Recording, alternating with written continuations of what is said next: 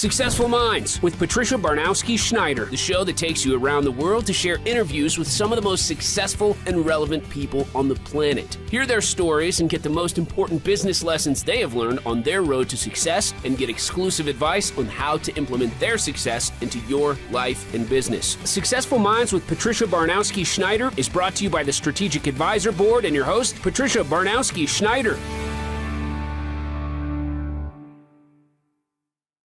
Hello and welcome back to Successful Minds. I'm your host, Patty Boroniwski-Sheider, CEO of Pristine Advisors.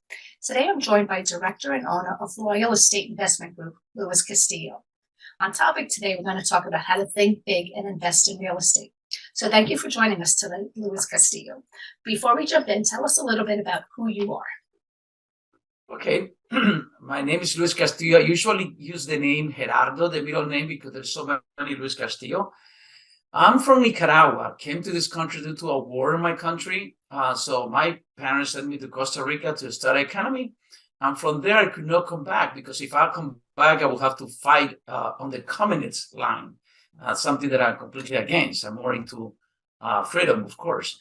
And it took me a while because when I came to this country, you come with no permits to work, with nobody to help you because they took everything from my parents. So we were like from one moment to another one, you had nothing in your life. So you have used to do yourself. That's it. So at that time, recall that I came with my sweetheart high school, which is today my wife. So I've been married for that many years. And it took me time because of the permit to work. But interesting is that I had not even permit to work, but already own a real estate. So, because basically there is a different ways that you can achieve without expecting anybody to give you anything. So I got involved into real estate. I didn't know how to go into large properties. So I always look for a second way of earning money. Rapidly during the time that I worked for somebody, when I got a permit to work, I worked for somebody. I got allergic of W-2. So I started working by myself after 15 years working for a company. Mm-hmm. And like Jim Rohn said, during the day, work for your life, and during the night, work for your fortune. So that's what I did. I always had something else going on. Even after I was doing well with one of the businesses that I have, which is with the U.S. government. And I always keep looking something else, what else to do. So Warren Buffett said, don't try to do so many things. Just be master in one and then do the next one. And you repeat it over and over and over. Yeah, so that's where I come from Nicaragua. Wow, that's actually a pretty impressive story. All right, so why don't you give us a quick rundown of what people can learn from Royal Estate Investment Group? One of the things that I always call my attention, I don't know anybody from the audience, they can think like, okay, if you see a building, have you ever thought yourself why you don't own that building? I mean, people think about that, and we always have those paradigms that think about I'm too old.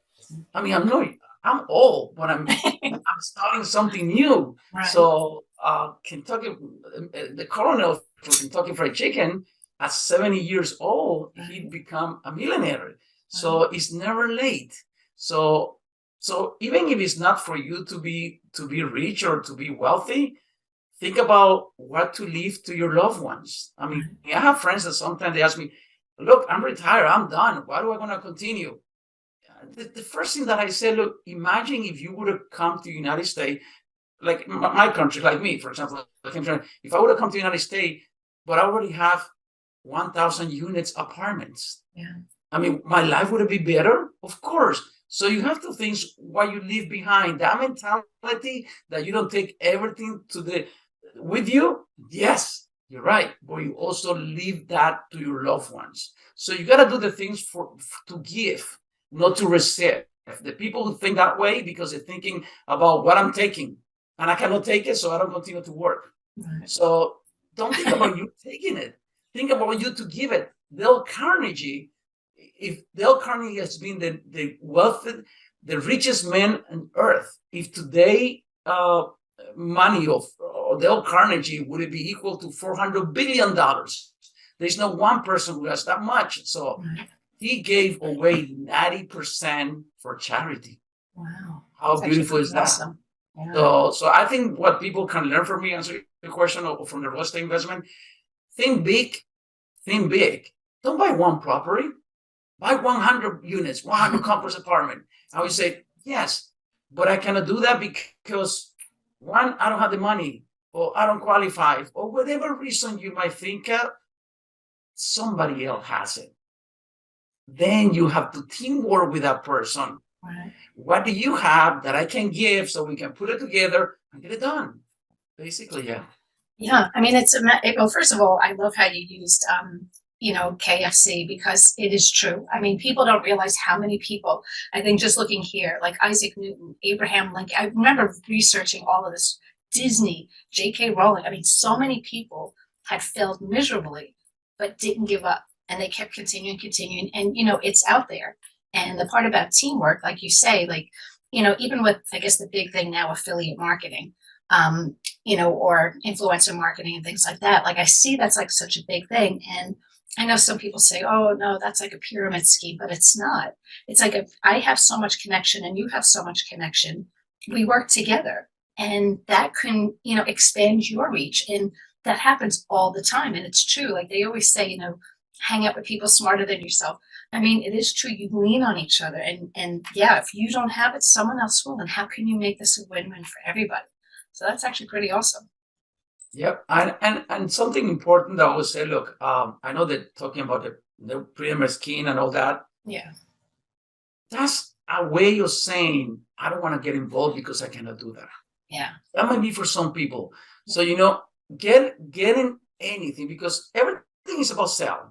I mean, if you're telling me that you're not selling, that means you're selling me that you're not selling. Right.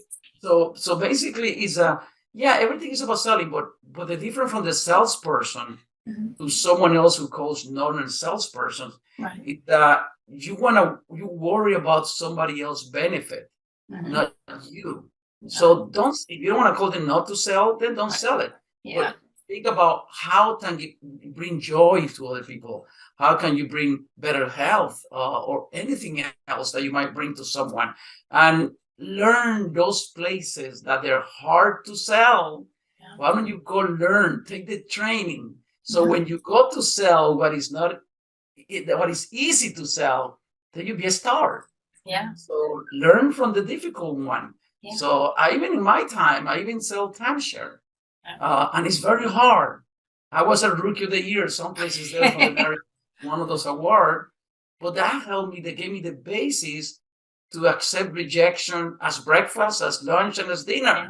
Yeah. So the more no's you get, the closer you're for the yes. So just accept life the way it is and just move on. Yeah. I mean, I always tell people, it's one of my famous words. It's not about you. It's about your customers, your investors, whoever you're working with. And you have to do what's best for them. It's not about you. And learning, like I'm a continuous learner. Like, first of all, I'm a perfectionist. Like I graduated high school valedictorian. I graduated, with my master's degree with a 4.0 average. Like I'm always trying to learn. But even now, I got all that. I have a business. And it's not like I say, okay, I did it all, I'm done. I am constantly learning, getting certified in every type of thing. I see jobs out there. Like, what are they looking for either investor relations or public relations or marketing person? Do I have that skill? If not, I need to get that skill. You have to constantly evolve and keep up with the times. And if people want to be lazy and sit back and don't do anything, life, life's what you make of it. If you don't put in the effort, you don't get the reward. It's just how it is. Yeah, I'm very analytical too. Not as much as perfectionist like you, but analytical. Right. And I always keep something in mind. It's better to have ignorance on fire than knowledge on ice. Yeah. So anything you learn, if you don't put action to it, nothing's going to happen. Right. I mean, so I have the book someplace there, 10X on Cardone. I like it because whatever your goal it is, multiply by 10. Yeah. It's going to scare you. But guess what? If you don't put your goals to achieve such a large goals, and you feel comfortable to achieve, let's say, $100,000 a year, guess what? You might make $100,000 a year. Maybe you achieve your goal. But what about if your goal was $1 million a year? You might don't make it, but most likely you're going to go to $200,000 a year. Right. So that's something you keep in perspective. Yeah, dream big. Yeah. Okay, so seeing how you're involved with the real estate world, can you tell us a little bit about your process? Like what intrigues you, what you look for, and like how do you navigate the process? Yeah, something that I've really something that really surprised me on the process. You know the Pareto law, which is the 80-20, Yeah. is like a lot less. It's like a 793. So Pareto law is like a 1800, beginning 1900. Nowadays, is that Pareto law start getting smaller and smaller and smaller. So it takes courage, takes dedication, and takes teamwork. Right. Someone told me real estate doesn't have an I. Real estate, so it doesn't have an I. So it's a teamwork. Yeah. So the process is that you need to get a team, and that's something that I'm doing. I'm trying to do something new to create a larger team.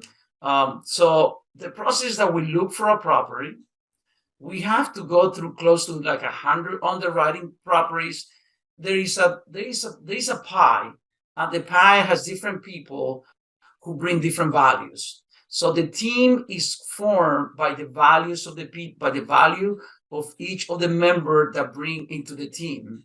So you might find a property that's one value, but then somebody else might be very strong in underwriting and due diligence. That's another value.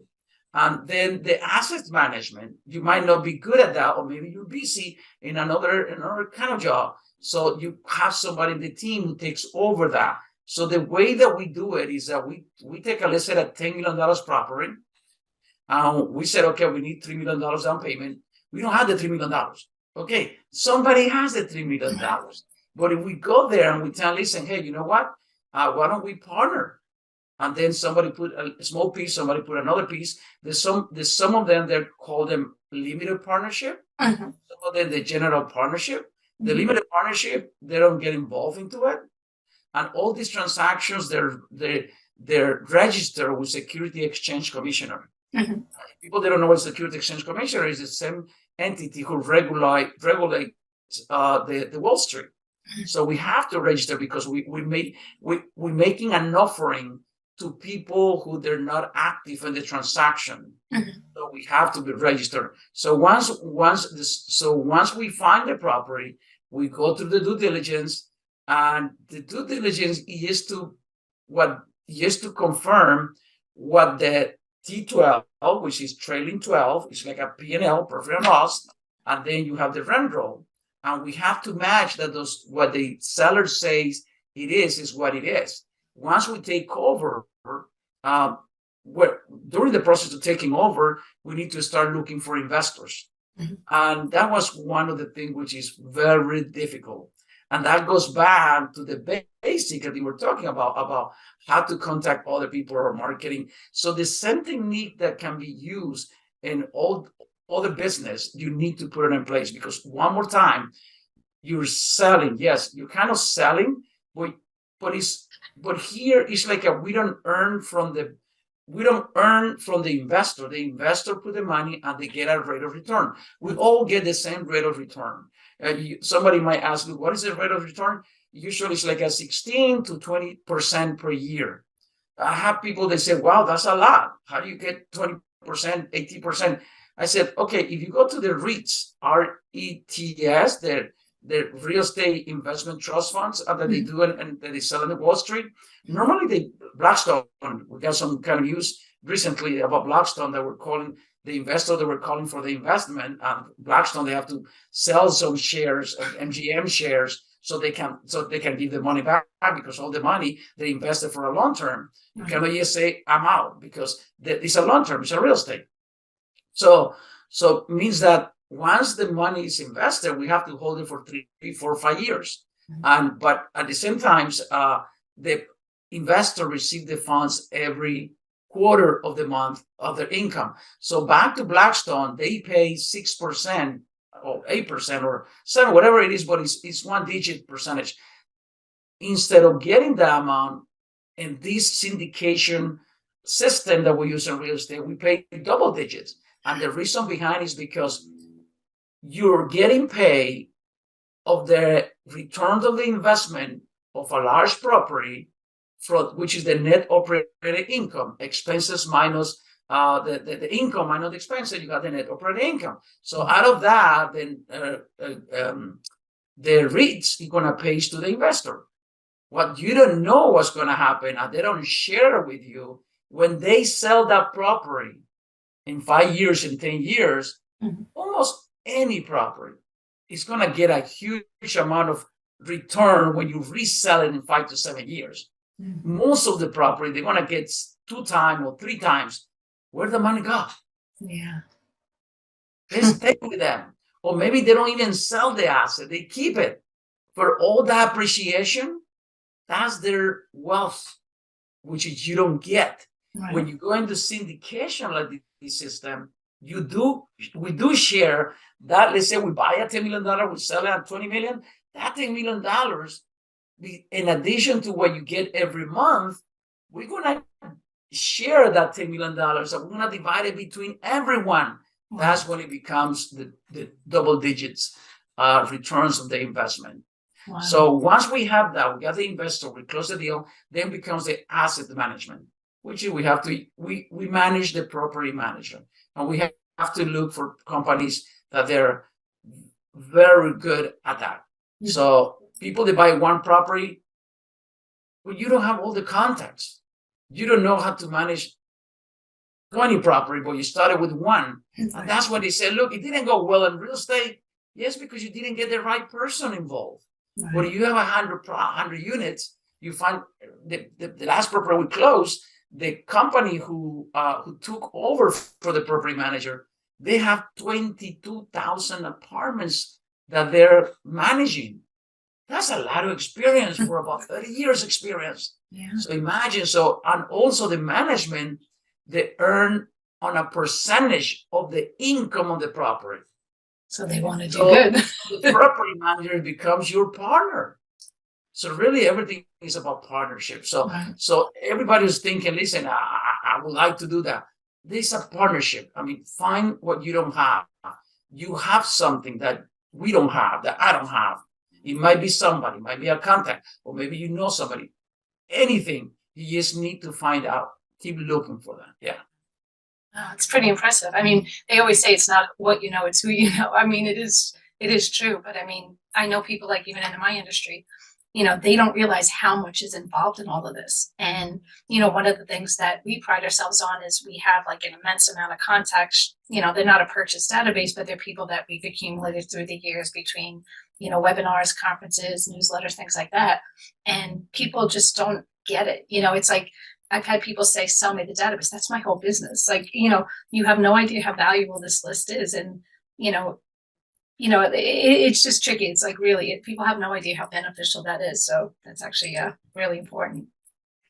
All right. So tell me, what's one tool that you carry in your toolbox, no matter what project you're working on? Books. You're always with books. Always have one. And that's something that your life will change when you start reading a book. People say, look, I don't like to read books. It's all about habits. One of the books says Slight Edge, I think it is, or Atomic Habit. There's so many books about habit. If your problem is this habit, because you don't read books, find books that are about habits. Yeah. If something is about not like to read books, find books about why you don't like to read books. So the books are there. And yes, there's some people that say, look, I like to listen on a podcast, on a YouTube. It's not the same, because who listens to YouTube or a podcast without not doing something else? Yeah. I mean, you imagine you sitting and listening to the YouTube and you stay like this, just listening. No, nobody does that. You're always doing something else. Right. And your brain, we're not multitask. People, they think that way. But when you're reading a book, you can make bracket or parentheses in each of the books, and you can go back to the book. And the same book, you can read it in one day, because you already took what you think. And when you read a book, don't think about what you're going to learn. I heard someone, and it's Matt, his name, but he said, when you read a book, imagine you have to go, you're going to give a conference about that book. Why do you want to think that way? Because if you read a book thinking that is for you, then you're going to cover only the parts that is for you. But if you read a book thinking about other people, imagine how much you're going to put in concept that you can go back and read it, because your life changes every year. You forget things. I forget so many things. But when you go back to the book, you say, wow, I didn't know that I had this. I'm missing this. Today I was doing a different charge of how to track your goal for Darren Harry.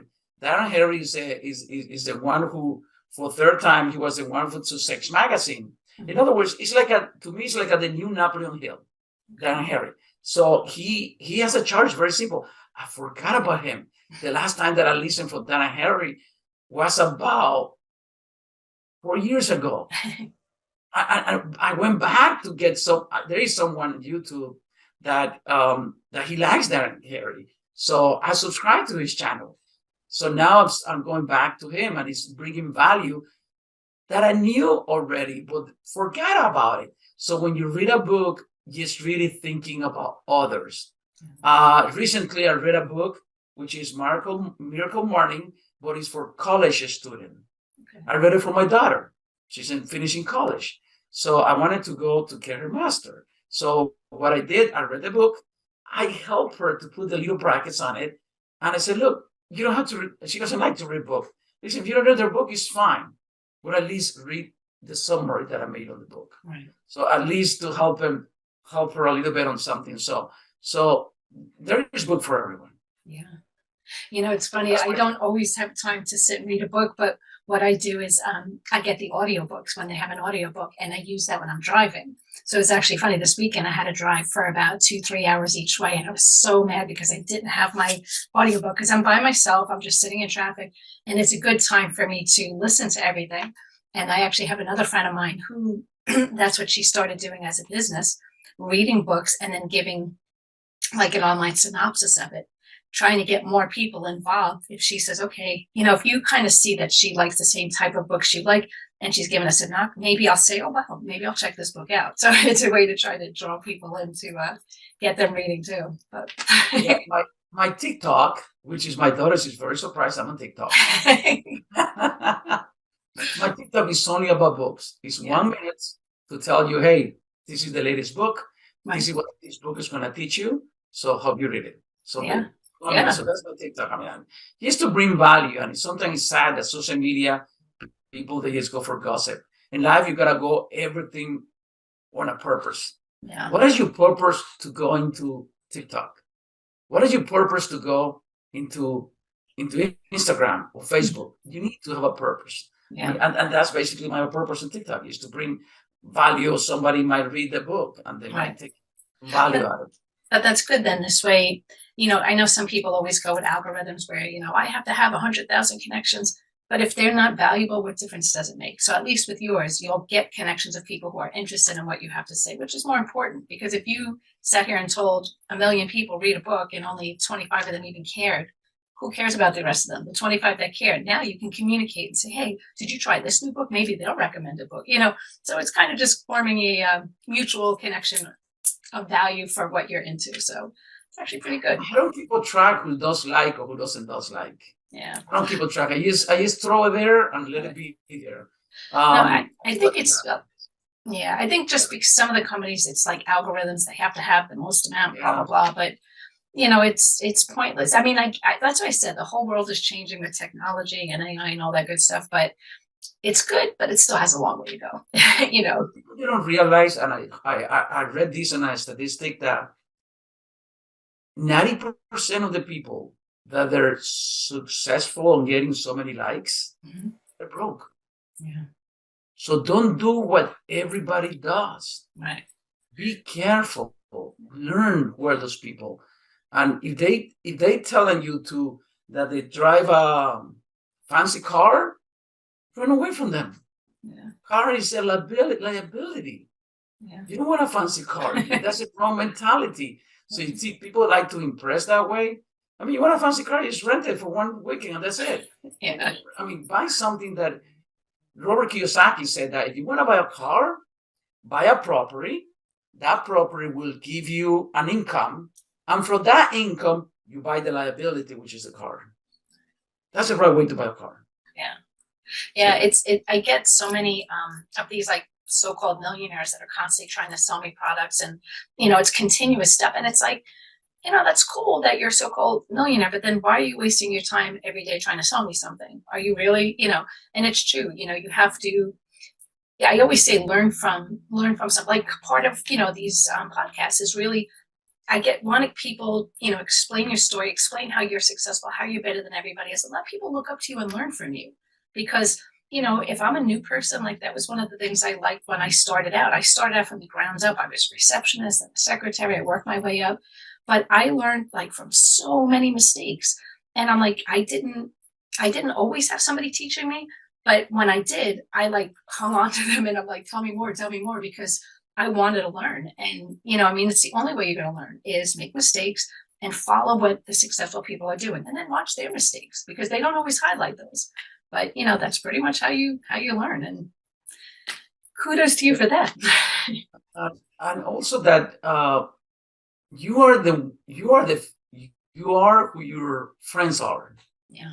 I mean, one of the things you have to take an inventory every year is who are my friends, who are not my friends that they have the same mindset that I want to be. Right. Jim Rohn says that it's not how much money you're gonna get, it's who you become during the process to get that much money. So who wants to become the same as you? Napoleon Hill in those days, in his book, he says that he has nobody. He was imagining that J.P. Morgan and Dale Carnegie, all those multimillionaires in those days, they were sitting in his car. At that time, there were no YouTube, and there were no social media. So the guy has to create his own social media. I was thinking, what kind of advice do I want to get from these people? Is J.P. Morgan would have done this if I would do this? Now, these days, a lot easier. Your friend can be someone like Warren Buffett. Yeah. You can be a friend of Warren Buffett. You can bring up a friend of Mark Zuckerberg. You can be a friend of Steve Jobs, even if he's dead. I mean, you can be a friend from everyone. Right. He's saying you too. They give you advice. So why you want to look advice for someone who's broke? Yeah. I mean, doesn't every book that I have right there? I mean, because it's the other. Yeah. Every book that I have there, one of the things that I always keep in mind is that if it comes from someone who makes at least $1 million, I will put it right there. Yeah. But if it not, goes in another shelf. Yeah. So, I have a lot of friends. Yeah. But even still, like when I, like how I met you actually, with networking and things like that. And I network with everybody because I want to learn from everybody. And I've networked with people even in the same industry as me. And I've had people say, oh, they're competitors, keep away. I want to learn from them. Either we might be competitors, but now I've learned something new from you, or you learned something new from me, or maybe we're in the same industry, but totally different clientele. So maybe I can help you, give you advice, or you can help me. And, like I said, the daily video that I do is called Been There, Done That. It's like, I'm basically giving you free advice to learn from the mistakes I made. It doesn't cost anything. I'm just giving you free advice so that I'm trying to help you. I always say, help me to help you. Tell me what your problems are. I'm happy to give you my advice. But yeah, I mean, you really have to network and, learn from one another and help one another. That's one thing this world is missing a lot of. I always think that the only person you're competing with is you. Yeah. Where were you yesterday and where are you today? Right. That's your one you're competing. Are you in a better place? Do you know more? Have you gone one step up? Right. That's your competition.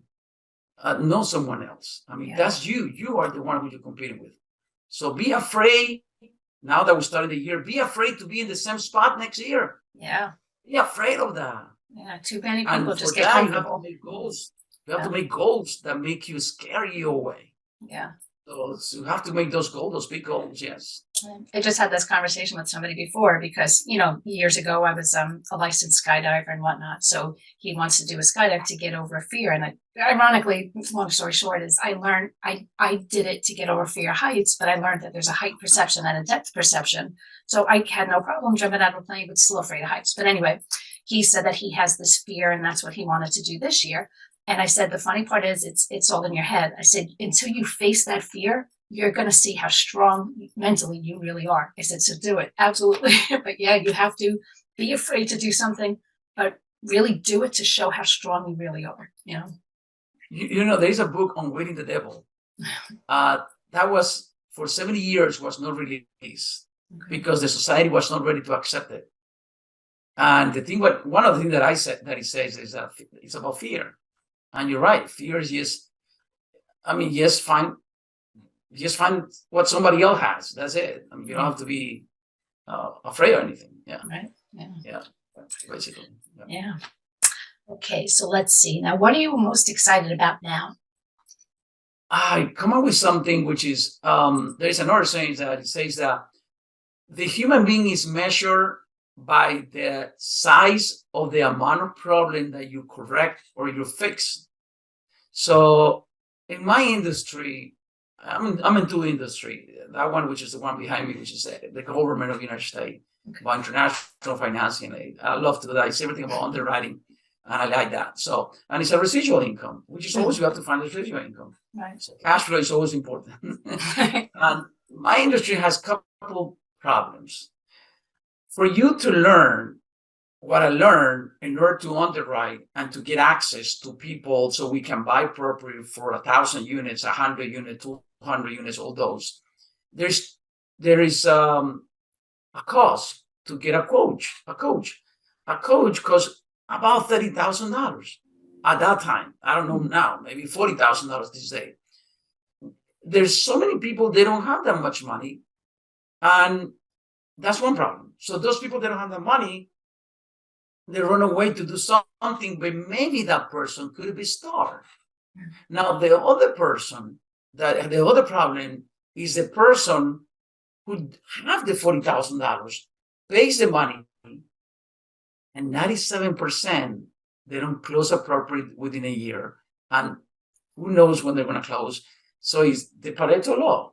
They're more than 80%. They don't want to achieve what they were supposed to achieve, and they pay for that. Mm-hmm. And the people who selling the education, not all of them, somehow, it's a business going on, so they have to charge. Mm-hmm. But sometimes you find it like, if I know this guy doesn't have what it takes, why would I sell it?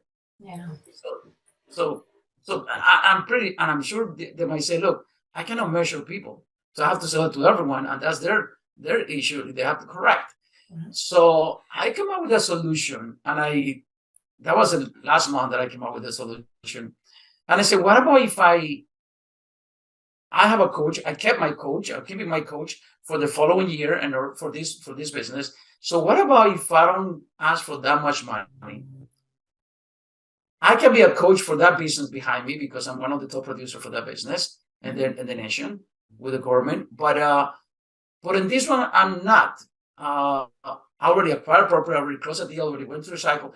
But I do have a coach who's going to coach me. How can I be the person in between the coach and me and them? All those people, they cannot pay $40,000. What about if I create something? The name is accountability process. So I'm not coaching you. Right. I'm making you accountable to whatever you say you're going to do, you're going to do it. Go back to you. Yeah. Wow. Because you did it. So that's accountability process.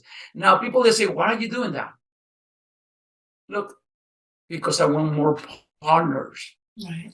How can I find a partner? That was one of my questions I got along with the solution. How can I find a partner that is accountable? We have to make it accountable. Mm-hmm. So let's say if that person closes a property, guess what's going to happen? Luis, come with me. You help me. So now I have a new partner. And then I'm going to have another partner, then another partner, another partner. And then I'm going to have this much of each property, small percentage my goal is to get minimum $1,000 this year. If I develop this, I might get 5,000. But guess what? There's going to be so many partners that people they're leaving behind. Yeah. So that's something that it kind of getting me excited, but also in the position that it's going to work or not. But if it doesn't work, we'll find a seed with a equal or greater benefit. Right. But accountability, like anybody who, I forget the term, I guess it's sponsors, like substance abuse or, AAA, right? Or AA. If they don't have a technical sponsor making them accountable, a lot of them will never get better. But that one person is really what helps, make or break them. So that is actually a pretty cool idea. Yeah, thank you. At least are you okay with that? I keep telling different people, I don't know if it's going to work. Well, I mean, you got to start somewhere. And with everything, you give it a try. I always say follow what you believe in. And if you believe it'll work and you try it, if it doesn't work, all right, you tried, but at least now you know. Or maybe you say, okay, now I know a few things that maybe if I did a little different, it would work. But you have to start somewhere, That's right. Yes. Yeah. All right. So now, what has fundamentally changed about your work from when you started until now? What did it change? If you rephrase the question? What has fundamentally changed about your work from when you started until now? Like what you do, like from then and now, like what's changed? I think it's technology. What is the challenge that we get? That we have to be with the technology constantly. One of the reasons I'm on TikTok, I don't need another social media. But I'm going to learn something out of it. Right. So we have to be with the technology. I mean, they're talking about tokenization, blockchain. I mean, I bought a book. Of course you did. I bought a book and I started reading the book. When I was like a 1/3, I say, I need another book. The other book is Blockchain for Dummies. Yeah, you gotta start somewhere. You need to get the basic in order to read that book. Right. So there's another book. You say, Dr. Fausto, you say, the more I know that I know less. Yeah. So my God, I don't know about that. So that's something that it changed a lot. It's been a lot of benefits in some of the business. Like, for example, my other business, it grew out so fast because the pandemic and the whole thing, it helps. It went up very fast. I mean, now with the properties, it's so easy to do all the research, but you have to learn and you have to know what statistics to take. When you take a statistic, you have to know how that number came out. Not just take the statistics, because some statistics, the basic, they're on the census of 2010 with projection to 2020. You don't want to take that one, because there were projection in 2010. So you want to take the actual statistics. So all those little things you have, it could be in your favor, but it also could be against you if you don't understand well.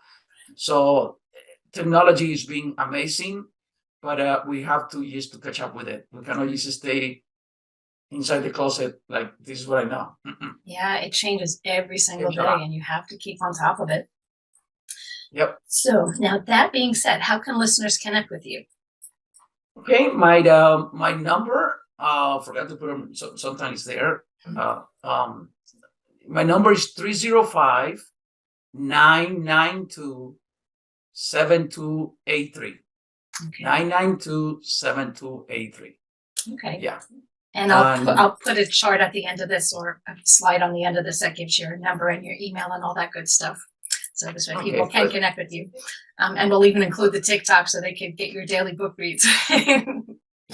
Yeah, kind of behind. I have a few, so I'm getting a little bit more. So now we're making you accountable. Yeah, that's I always tell people, don't buy one book. Yeah. It's like when you go to the supermarket, you buy one grocery. Yeah.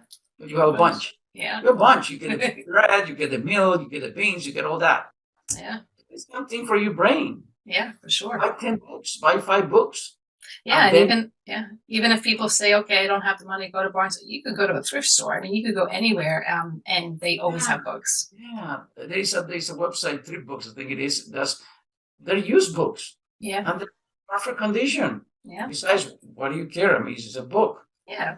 So as long as you can read it, it's fine. And then when you buy those 5-10 books, just put it in front of you. Yeah. Let them talk to you. They're going to talk to you and they're going to say, read me. Read Yeah. me. I said, oh my God, I have 10 books to read. Hey, you know what? Think about what would you be doing otherwise? Watching TV, watching YouTube, Right. do something beneficial. Habits. Yeah. So I'm glad anybody can help. I'll be glad to do that. And any ideas about the program that I'm planning to implement is always welcome. Okay. Yeah, I mean, it's always good to get people's thoughts because, like you say, maybe they'll have a different idea or say, well, what about if you did this? I think it sounds awesome because, again, like you say, not everybody has the money to do that. But if they do, if they want to do lesser but be accountable, it might give them that incentive to go the extra mile. Well, thank you again for being on the show. Again, that was Luis Castillo, Director of Royal Estate Investment Group. So thanks for listening to Successful Minds with Patty B. Never miss an episode by subscribing to the show here. I'll provide the link afterwards. And you can also listen via Apple Podcasts, Spotify, or wherever it is you listen to your podcast. So thank you again. Thank you.